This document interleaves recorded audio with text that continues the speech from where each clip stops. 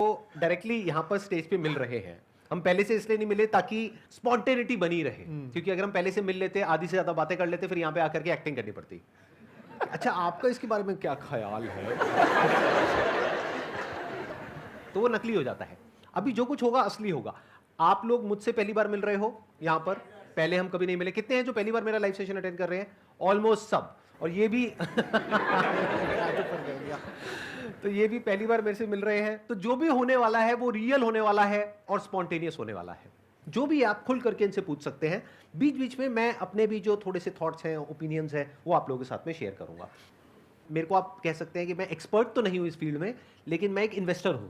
मैं खुद active investor हूं, तो मैं अपने जो थॉट्स हैं वो आप लोगों के साथ में बीच बीच में शेयर करता रहूंगा। सर, स्टार्टिंग पॉइंट क्या हो इन्वेस्टिंग का? जैसे मैं 5 साल से अर्न कर रही हूँ, कभी भी मैं कहीं इन्वेस्ट करती हूँ, I ask for opinion of people, या फिर कुछ वेबसाइट्स हैं जाके रैंक्स देख रहे होते हो किस में क्या करना है, पर वो सेटिस्फेक्शन नहीं होती, बिकॉज लाइक मैं डेली ट्रैक नहीं करना चाहती और वहीं एक बार डाल के and I look after years.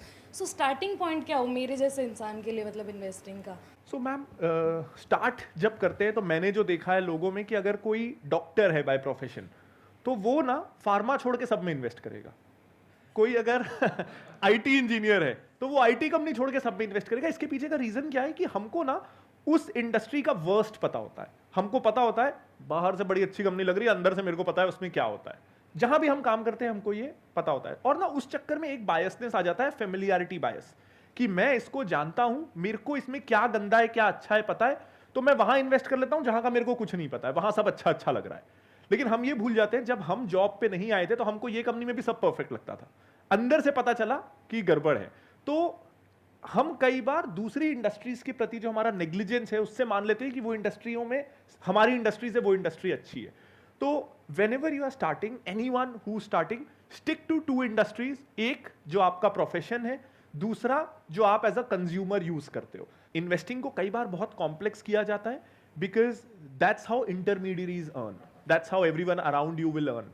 कि it's complex, so you need software, you need guides, you need courses, you need advisors, and the entire industry runs on it. But ultimately it's being a partner in what you consume. तो if your aim is कि मेरे को मेरी savings को FD से ज्यादा return दिलाना है, देन म्यूचुअल फंड्स बेटर है। एक सेफ सा मल्टी कैप, फ्लेक्सी कैप, या अगर बहुत सेफ जाना है तो एक इंडेक्स फंड ले सकते हैं। तो फ्लेक्सी कैप या इंडेक्स फंड, मैं आपकी जगह होता और अगर मेरे को सीखने में इंटरेस्ट नहीं है, क्योंकि ये है ना, वो जो घंटे आपने स्टॉक्स पिक करने में लगाए उससे आप अपनी फील्ड में कोई अगर स्किल एनहांसमेंट कोर्स कर लेते तो शायद आपका रिटर्न और ज्यादा हो जाता। बिल्कुल सही एडवाइस दी है, जबकि इस एडवाइस में इनका बेनिफिट नहीं है, शायद इनका नुकसान ही है। क्योंकि अगर आप स्टॉक मार्केट में एंटर करेंगे तो सीखने के लिए इनकी वीडियोस देखेंगे, इनसे समझेंगे, करेंगे, तो उसमें इनका बेनिफिट है। लेकिन फिर भी इन्होंने आपको बिल्कुल जेन्युइन सलाह दी है। अगर मैं आपकी जगह होऊंगा तो मैं क्या करूंगा, अगर आप 10,000 रुपये महीने का सेव कर रहे हैं तो मैं इंडेक्स फंड में इन्वेस्ट करूंगा। अब ये इंडेक्स फंड में क्या बेनिफिट होता है कि अगर नॉर्मल म्यूचुअल फंड में 2-3% कटता है तो इसमें ऑलमोस्ट 0% कटता है, और ये ऑटोमेटिक है। इसमें कोई अपना दिमाग नहीं लगा रहा है, कोई कुछ कर नहीं रहा है, सब कुछ अपने आप हो रहा है। प्लस आप करके भूल सकते हैं। एक ना सर जनरल प्रिंसिपल मैं फॉलो करता हूं कि स्टॉक्स में भी जो सबसे बोरिंग लग रहा है वो बेस्ट है, इन्वेस्टमेंट इंस्ट्रूमेंट्स में भी जो सबसे बोरिंग लग रहा है, इंडेक्स फंड से बोरिंग कुछ भी नहीं है, आपको जीरो थ्रिल मिलने वाला। हमेशा ये ध्यान रखिएगा, फाइनेंशियल इंस्ट्रूमेंट्स में most boring is the best. Insurance, कितना भी आपको बोला जाए कि मनी बैक, प्रीमियम बैक, ये बैक, सिंपल टर्म प्लान जिसमें हर साल आपको 10,000 रुपए देने हैं, आपको 1 करोड़ का insurance, it's the best insurance. तो फाइनेंस का ये थंब रूल है, जो भी प्रोडक्ट आपको बेचा जा रहा है वो मत लीजिए, और जो सबसे बोरिंग लग रहा है वो ले लीजिए। Excellent point, let's give a big hand for him. ये इन्होंने बहुत बड़ी बात बोली है, अगर आपने ध्यान से सुनी है, समझी है। आप में से कितने लोग एक्टिवली म्यूचुअल फंड्स में और इधर उधर इन्वेस्ट करते हैं? बहुत कम। बाकी जो नहीं करते हैं वो एक बार हाथ ऊपर करिए। तो आप अपना पैसा कहां रखते हैं? सेविंग्स अकाउंट में? ये महाबेवकूफी है। ऐसा है भाइयों और बहनों, अपना पैसा कभी भी सेविंग्स अकाउंट में नहीं रखते हैं। उसका लॉजिक क्या है वो ये बताएंगे कि वहां पे जो 2-3% मिलता है उसकी वजह से क्या हो रहा है, कि आप अपना पैसा बढ़ा रहे हो या घटा रहे हो। 6-8 महीने का पैसा, जो अगर आपका भगवान ना करे जॉब जाए या कुछ भी हो, तो 6-8 महीने के आपके खर्चों का पैसा, अगर आपके घर चलाने का खर्च 30,000 है तो देंगे 0% मिलेगा। कितने लोगों का करंट अकाउंट है यहाँ, बिजनेस वाले? सबको 0% मिल रहा है? तो करंट अकाउंट में भी 5% इंटरेस्ट मिलता है। सिर्फ अपने बैंक वाले को बोलना है कि ऑटो स्वीप होता है, मुझे पता चल चुका है, मैं संदीप सर के शो में आ गया था। तो प्रांजल जी ने सारा जो आपका सीक्रेट है वो खोल दिया है। इनफैक्ट सर, जब मैं आपने ये बोला तो जब मैं बुक के लिए रिसर्च कर रहा था तो मुझे भी ये पता नहीं था, और मुझे पता चला कि हमारी जब रिटायरमेंट के समय जो टोटल नेटवर्थ होती है उसका 40% इस बात पे डिपेंड करता है कि हमने हमारे बचाए हुए पैसे का क्या किया। तो इमेजिन करिए 60%, अगर मेरी रिटायरमेंट में मेरे पास 1 करोड़ रुपए हैं, उसमें से 60 लाख के लिए मैंने 35 साल दिन में 10 घंटे नौकरी की और वो 60 लाख रुपीस हुए, उसको मैं 40 लाख रुपए और बढ़ा सकता था महीने में 1 घंटा आधा घंटा देके कि मैं इन्वेस्ट कहां कर रहा हूं। तो 60 लाख के लिए जिंदगी भर खून पसीना और अगले 40 लाख के लिए वर्चुअली नथिंग। तो इन्वेस्टिंग इसलिए जरूरी है, पैसा सेविंग्स अकाउंट से बाहर निकालना इसलिए जरूरी है। सेविंग्स अकाउंट में रफली आपका पैसा 3% से हर साल कम हो रहा है, क्योंकि इन्फ्लेशन 5-6% के आसपास होती है। महंगाई बढ़ रही है, ये हम सबको पता है, तो मतलब आप पहले से गरीब हो रहे हो। आज जो चीज 100 में मिल रही है, आप चाहो ना चाहो अगले साल वो 105 में मिलेगी, और वो तो मिलेगी ही। महंगाई ने अपनी एफडी करा रखी है, आप अपनी एफडी करा के 100 को 105 करोगे कि नहीं, ये आपकी चॉइस है। तो महंगाई की एफडी से मुकाबला करने के लिए हमको कम से कम वर्स्ट केस एफडी तो करनी है, तब हम बराबर है, तब हम हर साल महंगाई के बराबर है, तभी भी हम ग्रो तो नहीं कर रहे, हमारा पैसा काम नहीं कर रहा, लेकिन हम कम से कम और गरीब नहीं हो रहे। So, अब क्लियर है कि क्यों सेविंग्स अकाउंट सफिशिएंट नहीं है। सेविंग्स अकाउंट आपको हर साल 2.5-3% पहले से गरीब कर रहा है। मतलब आज जो 10 लाख की वैल्यू है वो 20 साल बाद 30 लाख की वैल्यू होगी। तो आपको दिमाग ये लगाना है कि मैं 1 करोड़ कैसे करूं। सिंपल अगर कैलकुलेशन बोला जाए, अगर आप 10,000 रुपए महीना किसी म्यूचुअल फंड में या किसी इंडेक्स फंड में आंख बंद करके लगाते रहते हो बिना ये दिमाग लगाए कि मार्केट क्या है क्या नहीं है, तो अगले 20 साल में इट्स एज पर कैलकुलेशंस, और ऐसे बहुत सारे कैलकुलेटर्स हैं, आप गूगल में जाकर के सर्च कर सकते हैं। अगर आप 10,000 रुपए महीना लगाते रहेंगे और उस पर 12% भी रिटर्न आती है, तो अगले 20 साल में आपके पास में 1 करोड़ रुपए होगा। अगर मैं आपकी जगह होऊंगा तो मैं क्या करूंगा, ना मैं मार्केट देखूंगा, ना मैं इधर उधर दिमाग लगाऊंगा, मैं सिर्फ ये देखूंगा वॉरेन बफेट ने क्या कहा है। क्योंकि वो इंसान जिसकी खुद की कंपनी है, वो ये नहीं कह रहे कि सारा पैसा हमारी कंपनी में लगाओ, वो ये कह रहे हैं कि आप इंडेक्स फंड में लगाओ। और वो प्रैक्टिकली कई बार प्रूव भी कर चुके हैं इस कॉन्सेप्ट को, कि जो एवरेज रिटर्न आती है म्यूचुअल फंड्स के थ्रू, कईयों में ज्यादा आती है, कईयों में कम, but more than 80% of the times index fund उसको बीट कर देता है। And more than 90% of the times कि जो आप इंडिविजुअली इन्वेस्ट कर रहे हो उसको इंडेक्स फंड बीट कर देगा। राइट? बिल्कुल। इसमें आपका नुकसान तो नहीं हुआ ना जो मैंने बोला? बहुत नुकसान हुआ। तो अगले 20 साल बाद आपके अकाउंट में होगा 1 करोड़ रुपए, जिस तरह से मैंने बताया है। तो उसमें से मेरा कितना है और इनका कितना है? सर 1% तो बनता है। आफ्टर दिस सेशन डील करते हैं। आफ्टर दिस सेशन डील करते हैं, मतलब नेगोशिएट करोगे? अरे हम 1% मांग रहे हैं, ज्यादा नहीं मांग रहे। मतलब 20 साल बाद 1 लाख रुपए आप मेरे को दोगे और 1 लाख रुपए इनको दोगे। यहाँ पे अभी बैठे हैं, ये लालची हो रहे हैं, मैंने टोटल 1% बोला। यहाँ पर इतने सारे लोग बैठे हैं, अगर सब ऐसा कुछ करने वाले हैं तो सबसे आधा परसेंट भी अगर हमको मिल गया 20 साल बाद, हाँ, तो हमारा तो काम हो गया। मोनिका मैम, किसी को जाने मत दीजिएगा, है ना, हम पहले साइन करवाएंगे सबसे। पहले सबसे साइन करवाएंगे कि एग्रीमेंट करेंगे, उसके बाद आप लोग यहाँ से जाएंगे। एंट्री फ्री थी, एग्जिट नहीं, जस्ट लाइक म्यूचुअल फंड।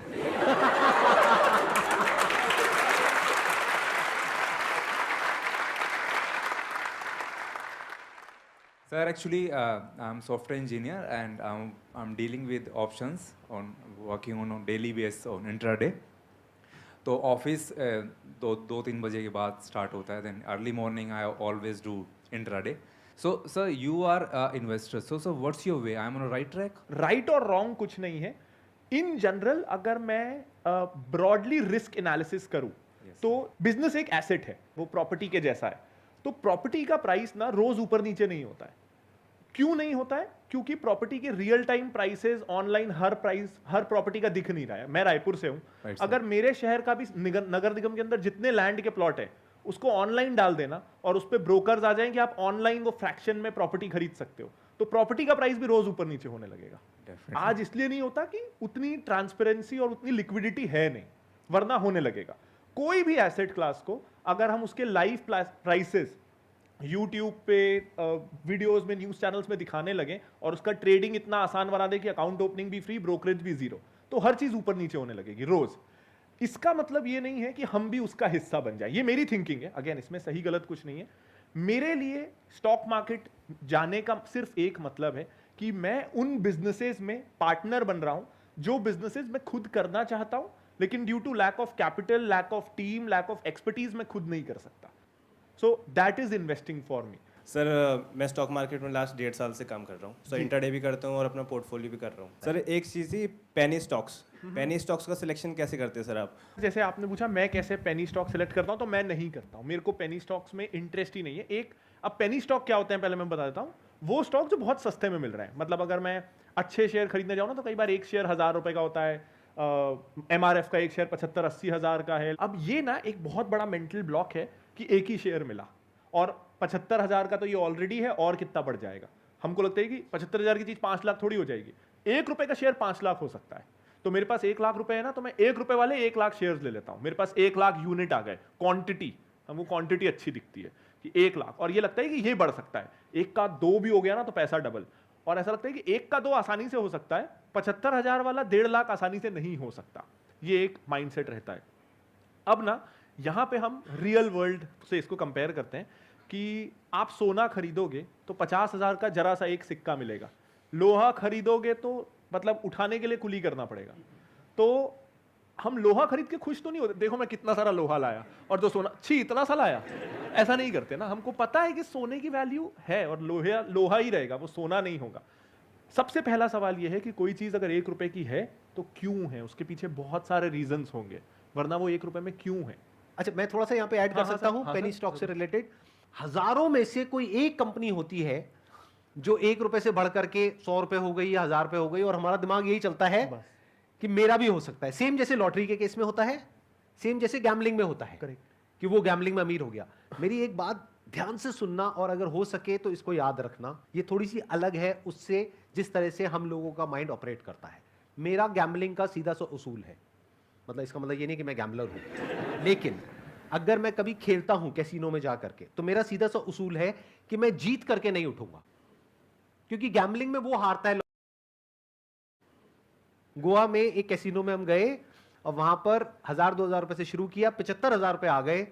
उसके बाद मेरे पास में 2 ऑप्शन थे। सारे जो प्रोफेशनल गैम्बलर्स होते हैं ना वहां पे, जुआरी, वो आ गए मेरे पास में, यहाँ पे कान के पास, इतना इतना पास आ जाते, गंदा लगता है कई बार पीछे से। आप कभी गए हो कैसीनो में? आपने देखा होगा क्या माहौल होता है, बदबू आ रही है दारू की, इसकी उसकी, और आ करके उठ जाओ निकल जाओ, बहुत है 75,000 रुपये कम नहीं होते हैं, आपका खर्चा निकल जाएगा होटल का, निकल जाओ। उधर से कोई आ रहा है, कोई कुछ राय दे रहा है, कोई कुछ राय दे रहा है। मैंने कहा भाई मेरा उसूल है, मैं गैम्बलिंग का पैसा 1 रुपए भी रख ही नहीं सकता हूं, क्योंकि गैम्बलिंग क्या है? गेम है। जैसे कोई गेम खेलने जाते हो, जैसे किसी अम्यूजमेंट पार्क में गए तो वहां जाकर के ये पूछते हो कि भैया मेरे को कितने पैसे मिलेंगे, पैसे देते हो ना। तो ऐसे ही गैम्बलिंग को देखो। ये बातें मुश्किल से समझ आएंगी, बट अगर आ गई तो लाइफ में बहुत आगे जाओगे। गैम्बलिंग में वो नहीं हारता है जो हारता है, वो हारता है जो शॉर्ट टर्म में जीतता है, क्योंकि फिर वो कुछ बहुत बड़ा हारता है लॉन्ग टर्म में। ये जो 100 गुना है, 200 गुना है, 500 गुना है, इस सारे फंडों से बाहर आ जाओ। इस चक्कर में जो है वो भी जाएगा हाथ से। रियलिस्टिक हो जाओ। रियलिस्टिक क्या है?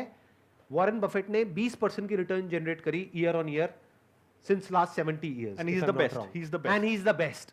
और 20% बहुत होती है जब वो मल्टीप्लाई होता है ना। तो मेरी जो एक्सपेक्टेशन है वो है कि जो इन्फ्लेशन है उससे मुझे 5% ऊपर चाहिए। तो मानो आज अगर 7% है, 12% की रिटर्न आ जाती है, मैं बहुत खुश हूं। तो दिमाग ये लगाओ कि 12% कैसे आए, 15 कैसे आए। इन चक्करों में मत पड़ो कि मैं इसको इतना मल्टीप्लाई कर दूंगा, उसमें पड़ गए तो फंस जाओगे। हाँ, छोटा मोटा अमाउंट जो है आपकी सेविंग का वो आप लगा रहे हो, उसमें कोई दिक्कत नहीं है। बिल्कुल ऐसा है, आपने लाख रुपए महीने का कमाया, उसमें से 2,000 रुपए की लॉटरी की टिकट खरीद ली, दैट इज ओके। लग गई तो लग गई, नहीं लगी तो नहीं लगी। इस माइंडसेट से कर रहे हो तो ठीक है। बट अगर अपने आप को ये समझ करके कर रहे हो कि किसी और ने नहीं देखा इस स्टॉक को, मैंने डिस्कवर किया है और अब मैंने इस पे पैसा लगाया, अब देखो क्या होगा, आज ये 1 रुपए का है, कल 100 रुपए का होगा। अरे भाई 1 रुपए का 10 पैसे का भी हो सकता है। और स्टॉक मार्केट में सबसे जो मुश्किल काम है ना, बताना मैं ठीक कह रहा हूं या गलत कह रहा हूं, वो ये नहीं है कुछ करना, वो है कुछ ना करना। ये जो खुरक होती है ना हमारे अंदर, खुरक वर्ड पता है, बहुत ही प्यारा वर्ड है। एक तरह की खुजली होती है यहाँ पर, तो अंदर खुजली होती है। स्टॉक नीचे जा रहा है, ऊपर जा रहा है, ये हो रहा है, वो हो रहा है, तो इसको इग्नोर करके टिके रहना अपनी लॉन्ग टर्म विजन के ऊपर, लॉन्ग टर्म स्ट्रैटेजी के ऊपर, ये सबसे मुश्किल काम है। यानी स्टॉक मार्केट में अगर आप कुछ नहीं करते हो ना, जो मैंने आपको बोला है, बस उतना करते हो, यानी इंडेक्स फंड में हर महीने 10,000 रुपए लगाया और शांति से बैठ गए, 20 साल बाद आपके अकाउंट में 1 करोड़ रुपए होगा। गारंटी नहीं है मेरी, लेकिन पॉसिबिलिटी बहुत ज्यादा है। और ये है अगर 12% की रिटर्न आई, अगर ज्यादा आ गई 15%, 20% एवरेज आउट करने के बाद में, तो उससे ज्यादा भी हो सकता है, 1.5 करोड़ भी हो सकता है, 2 भी हो सकता है, but there is a strong possibility, I think around 99% possibility कि अगर दुनिया ही खत्म ना हो जाए, कोई धूमकेतु आकर के टकरा जाए या कोई बहुत बड़ी वॉर हो जाए, कुछ हो जाए, तो तब पैसा बढ़ा के भी क्या करोगे? तब पैसे का क्या करोगे?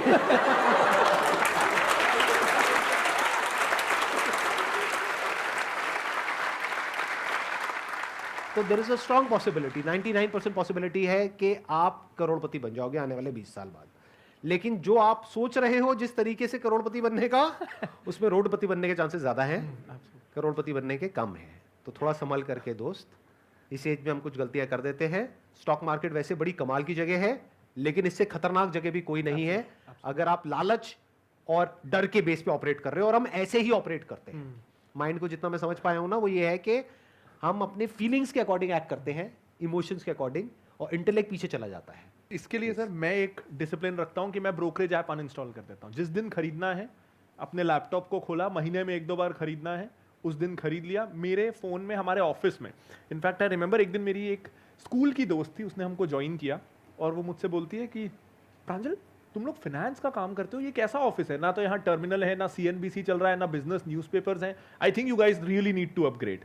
तो फिर मुझे उसे 2 घंटे समझाना पड़ा कि हमारे यहाँ हम लोग मंडे से फ्राइडे मार्केट देखते ही नहीं है, क्योंकि हमारे देखने से क्या होना है, मार्केट में जो होना है वो होना है, तो मैं क्यों देख रहा हूं उसको। और उस समय अगर मैं देखूंगा जब रोज प्राइस ऊपर नीचे हो रहा है, तो मैं डर के, फियर से, इमोशन से एक्शंस लूंगा।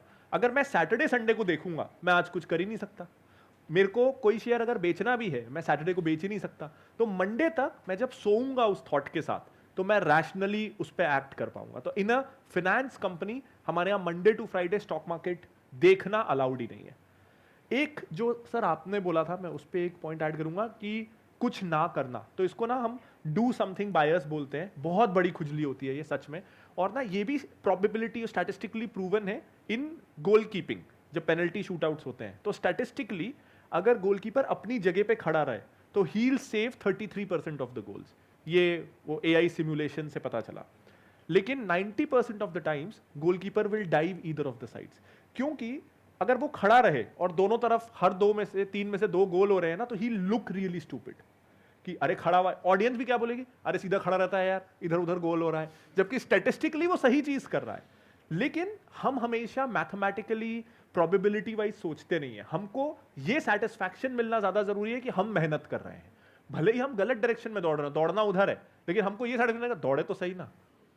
और एक सर जो था कि पेनी स्टॉक्स के अराउंड मैं कहना चाहता था कि सर एक क्या होता है कि पेनी स्टॉक अगर हमको मिल गया, जैसे मुझे कोई पेनी स्टॉक मिल रहा है, या आप बिगिनर्स हो, मैं भी बिगिनर हूं, हमको पेनी स्टॉक मिल गया, तो ये ना हमारा साइन ऑफ इग्नोरेंस है कि हम सोच रहे हैं हमको कोई हिडन स्टॉक मिल गया और उन लोगों को नहीं मिला जो 30 साल से मार्केट में है, जिनका दिन भर काम है इस तरह की हिडन वैल्यू स्टॉक्स को ढूंढना, हिडन बार्गेन्स को ढूंढना। और हम आज मार्केट में एंटर हुए, हमको एक लॉटरी का टिकट मिल गया, उन लोगों को नहीं मिला जिनका काम ही ये है। ये स्टैटिस्टिकली बहुत बहुत अनलाइकली है। हम अपने आप को बेवकूफ बना रहे हैं ये सोच के कि हमको कुछ मिल गया जो किसी को नहीं मिला। अगर 1 रुपए की कोई अच्छी कंपनी है, मोस्ट प्रोबेबली वो आपको लास्ट में पता चलेगी। आपको क्यों पता चलेगी? आपके ना ब्रोकर से कांटेक्ट है, ना कंपनी के ओनर से कांटेक्ट है, ना PMS से कांटेक्ट है, बैंकर्स से नहीं। आपको कैसे पता चलेगा? आपको सिर्फ वही पता चलेगा जो गलत लोग आप तक पहुंचा के आप पे डंप करना चाहते हैं। तो आपको इंफॉर्मेशन अगर मिल रही है तो वो आप तक पहुंचाई जा रही है, आपको मिली सही तरीके से नहीं है।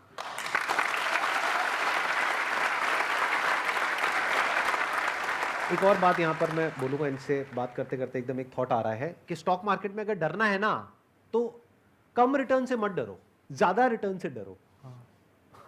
लाइफ में अगर डरना है ना पैसे के मामले में, तो जहां ज्यादा पैसा मिल रहा है ना वहां पे डरो। हम उल्टा चलते हैं। कोई आया आकर के आपको बोला कि भाई मेरे को पैसा दे दे, मैं 1 साल में डबल कर दूंगा, 2 साल में डबल कर दूंगा, या फिर इसमें पैसा लगा दे, ये हो जाएगा, वो हो जाएगा, वहां डरो। अगर इस तरह से आप समझ पाओगे इस साइकी को तो बच जाओगे स्टॉक मार्केट में। मैं ये देख रहा हूं कि आपकी और मेरी थिंकिंग काफी हद तक अलाइंड है।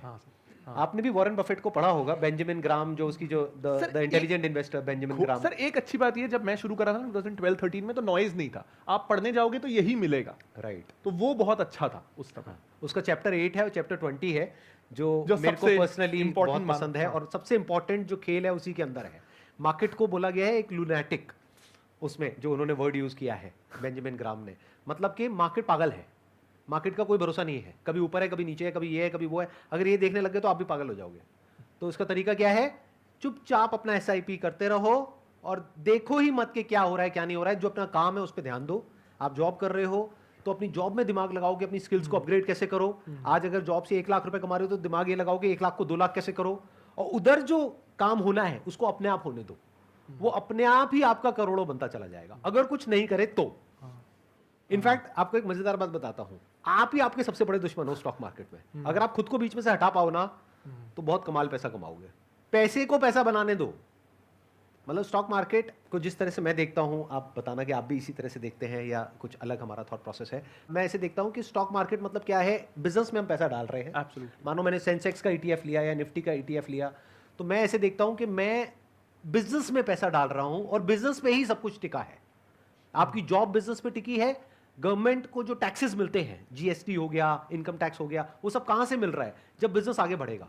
तो बिजनेस को तो ग्रो करना ही पड़ेगा, मतलब कोई ऑप्शन ही नहीं है। तो गोइंग फॉरवर्ड अगर आप 10 20 साल 30 साल की विजन रखते हो तो ये मार्केट आपके लिए बहुत बढ़िया है। एंड दैट वे हम गोल्डन जनरेशन है। मतलब 50s 60s जो US में हुआ, 70s 80s जो जापान में हुआ, India is ready in the cusp of growth. अब इंडिया की फिनोमिनल ग्रोथ के लिए हम रेडी हैं। कोई भी देश ना ग्रो तब करता है जब बेस लेवल इंफ्रा रेडी हो, ताकि सारी दुनिया आके उस पर इन्वेस्ट कर सके। आज जोमैटो हो, ओला हो, उबर हो, वो सिर्फ क्यों इसलिए वर्क कर पा रहे हैं कि हमारे पास इंटरनेट का बेस इंफ्रास्ट्रक्चर रेडी है, हर किसी के हाथ में 4G है। जब तक ये बेस इंफ्रास्ट्रक्चर ना हो, इस साल 100 यूनिकॉर्न नहीं हो पाते, उसमें से 80 I am sure internet companies होंगी।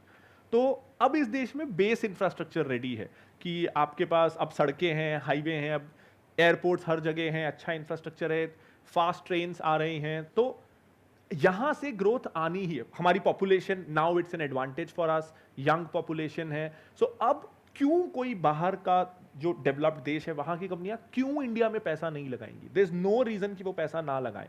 Everything that they want, that they needed, that they were waiting for कि इंडिया में ये हो जाए तो हम पैसा लगाएं, अब वो चीजें अवेलेबल हैं। सो दैट वे हमारी जनरेशन बहुत सही है and we shouldn't miss out on ये वाली ग्रोथ, चाहे म्यूचुअल फंड चाहे stocks, but we shouldn't miss out on this growth. और प्लस एक और बात मैं यहाँ पे ऐड करना चाहूँगा कि आज हमारे पास में डेटा भी है। पहले हमारे पास में इतना डेटा नहीं था। 2002 में सेंसेक्स का जो लेवल था दैट वाज अराउंड 3000, अभी गया था 60,000 पे। कितना हो गया? 20 गुना हो गया।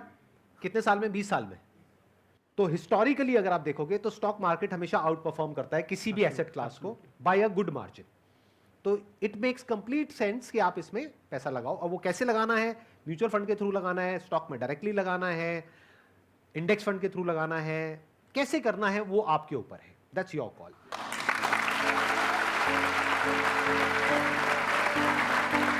अच्छा, आपके लिए एक छोटा सा गिफ्ट है हमारी तरफ से।